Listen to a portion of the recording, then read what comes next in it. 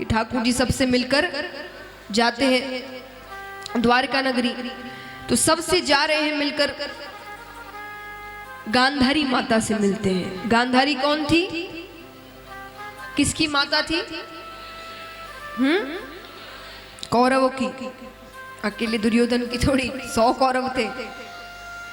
कितने कौरव थे? 100 कौरव थे। पांडव कितने थे? 5। तो जिसके 100 बच्चे मारे गए हैं, उस माता की क्या हालत हो रही है। ठाकुर जी जाते हैं, क्षमा याचना भी करते हैं। वो दुखी भी है, क्रोधित भी है। तो माता ने कहा, कृष्ण तुम चाहते तो ये युद्ध रोक सकते थे, तुम्हारे हाथ में क्या नहीं है। पर जैसे मैंने कहा, ठाकुर जी राह दिखाते हैं, उस पर चलाते नहीं। ये महाभारत का युद्ध होता है, इतनी बातें होती है। महाराज आप जानते हैं ठाकुर जी की शक्ति, ठाकुर जी की शक्ति इतनी है, भागवत जी में कहा गया है कि वो केवल अपनी आंख को इधर से इधर करेंगे, सब खत्म हो जाएगा। ये युग, ये संसार, सब कुछ खत्म हो जाएगा, केवल आंख को इधर से इधर करने में। इतनी शक्ति है। पर मेरा काम कार्य करना नहीं है, राह दिखाना है। पर गांधारी माता कह रही थी कि तुम चाहते तो युद्ध रोक सकते थे। ठाकुर जी ने कोशिश की थी, पर जबरदस्ती तो दुर्योधन से नहीं करते हुए। तो माता ने कहा, पर तुमने जानबूझ के युद्ध होने दिए, और युद्ध होने के बाद मेरे 100 कौरव मारे गए, पांडवों में से एक भी कम नहीं हुआ, क्योंकि तुम उनके साथ थे। मैं तुम्हें श्राप देती हूं, जैसे मेरे वंश में कोई नहीं बचाना, तुम्हारे वंश में भी कोई नहीं बचेगा, पूरा वंश खत्म हो जाएगा तुम्हारा। ठाकुर जी कहते हैं, अच्छी बात है, मैं सोच ही रहा था उन्हें खत्म कैसे करें। क्यों सोच रहा था? कोई अपने वंश को खत्म करने के बारे में सोच सकता है, पर वो साधारण मनुष्य नहीं है। अब महाराज, हम एक साधारण से कोई धनवान व्यक्ति के बच्चे होते हैं, उनमें बड़ा घमंड होता है कि हमारे पिता ये है, हमारी माता ये है, या हम कुछ भी कर सकते हैं। तो वो तो भगवान के बच्चे हैं, उनमें कितना अभिमान है सोचिए। बच्चे भी भगवान थोड़ी है, उनके पुत्र पौत्र इत्यादि है, वो थोड़ी भगवान थे, वो तो साधारण जीव थे। क्योंकि भगवान ने जन्म लिया है, एक मनुष्य की तरह वो रह रहे हैं, तो उनका परिवार है, बच्चे हैं, तो वो थोड़ी भगवान बन गए थे, वो तो मनुष्य थे, उनकी सोच मनुष्यों जैसी थी। तो उन्हें कितना अभिमान था कि हम भगवान के बच्चे हैं, हम कुछ भी कर सकते हैं। तो ठाकुर जी नहीं चाहते थे कि ये वंश आगे बढ़े। तो ठाकुर जी ऐसे ही सोच रहे थे कि ये वंश कैसे खत्म हो। आपके श्राप ने मेरा काम आसान कर दिया, क्योंकि श्राप दे दिया है तो अब मुझे सोचने की जरूरत नहीं है, अब अपने आप काम अपने आप होते जाएंगे। और सच में श्राप ने असर दिखाना आरंभ किया। रास्ते में ठाकुर जी के पुत्र पौत्र इत्यादि खेल रहे थे। कुछ दूर पर वो देखते हैं बड़े बड़े संत बैठे हैं। दुर्वासा ऋषि है, कौंडल्य ऋषि है, गर्ग ऋषि है, सब किसी बात पर चर्चा कर रहे थे, जरूरी बात पर। बच्चों ने विचार किया थोड़ा विनोद हंसी मजाक किया जाए। तो एक लड़के को स्त्री का वेश दिया जाता है, पेट के आगे कुछ कपड़े रखकर गर्भवती स्त्री का रूप देते हैं, और सब जाते हैं और जाकर कहते हैं ऋषियों से, महाराज ये मेरी पत्नी है, ये गर्भवती है, जरा बताना तो इसके गर्भ में लड़का है या लड़की। वो ऋषि हैं, वो सब जानते हैं, वो सिद्ध ऋषि हैं, तप कर चुके हैं, उन्हें सत्य बताने की जरूरत नहीं, वो सब जानते हैं।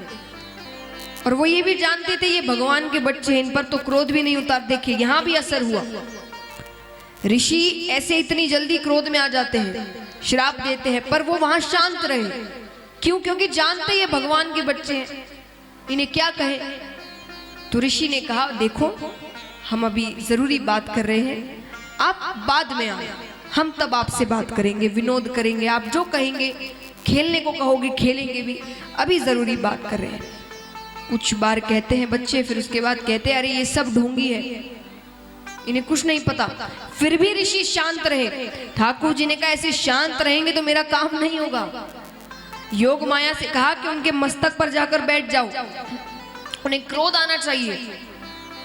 योग माया जाती है, ऋषियों के मस्तक पर बैठती है, उन्हें क्रोध आ जाता है। क्रोध में आकर वो कहते हैं कि जिस गर्भवती स्त्री का तुमने वेश बनाया है ना, इस गर्भ में से ही लोहे का मूसल निकलेगा और वही तुम्हारे पूरे वंश को खत्म कर देगा।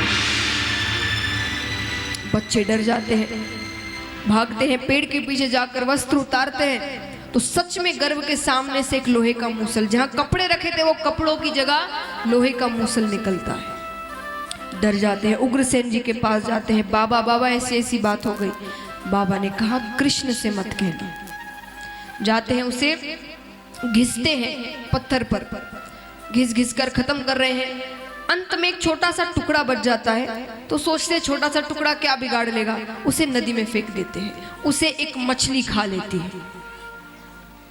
अब यहाँ पर ठाकुर जी सभी से मिल रहे हैं क्योंकि उनका भी अंत समय है। अब जो लीलाएं वो करना चाहते थे वो सारी लीलाएं वो कर चुके हैं।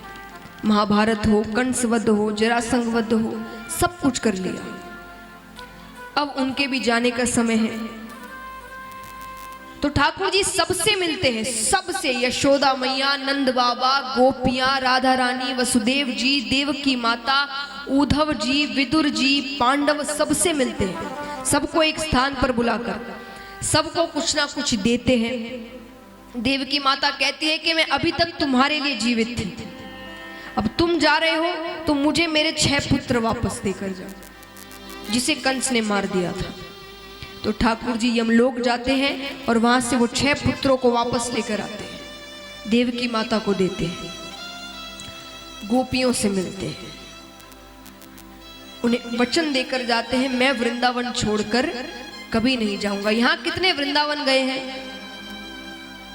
कितनों ने वहां पर जो निधि वन है उनके दर्शन किए हैं, जहां पर ठाकुर जी आज भी हर रात्रि में रास करने को आते हैं। तो वो बात झूठ इसीलिए नहीं मानी जाती क्योंकि ये श्रीमद् भागवत में लिखा गया है कि मैं वृंदावन छोड़कर कभी नहीं जाऊंगा और एहसास कराता रहूंगा कि मैं वहां रह रहा हूं। ये मैं वचन देता हूं, और कहीं का मैं शायद वचन नहीं देता, पर वृंदावन छोड़कर मैं कभी नहीं जाऊंगा, मैं हमेशा वहां रहूंगा। ठाकुर जी सभी से मिलते, यशोदा मैया, राधा रानी, नंद बाबा। अब यहाँ पर वो बच्चे, ठाकुर जी का जो वंश है, पुत्र पौत्र इत्यादि, वो मदिरा पान करते हैं, मदिरा पान करते, होश में नहीं रहते, बातें करते करते किसी की बाताबाती हो जाती है, वो धीरे धीरे झगड़े में बढ़ती जाती है और बढ़ते बढ़ते बढ़ते क्रोध में आकर सब एक दूसरे को मार कर ही खत्म कर देते हैं। बलराम जी बीच में रोकने आते हैं, उन्हें भी मारते हैं, सब खत्म हो गए। अब सिर्फ बचे हैं श्री कृष्ण, पूरा वंश खत्म हो गया। अब ठाकुर जी भी सबसे मिलकर एक वृक्ष के नीचे बैठे हुए, लेटे हुए हैं। वो वृक्ष की जो पत्तियां हैं वो पूरी तरीके से उनको ढक कर रखी है, केवल उनके पैरों की मणि दिख रही है। अब यहाँ पर प्रसंग है महाराज, वो जो लोहे की मूसल का टुकड़ा था जो पानी में गिरा तो उसे एक मछली ने पकड़ा, एक शिकारी ने उस मछली को पकड़ा, उसे काटा गया, उसमें से वो मूसल निकलता है, उसे धार कर कर उसने अपने तीर के आगे लगा लिया।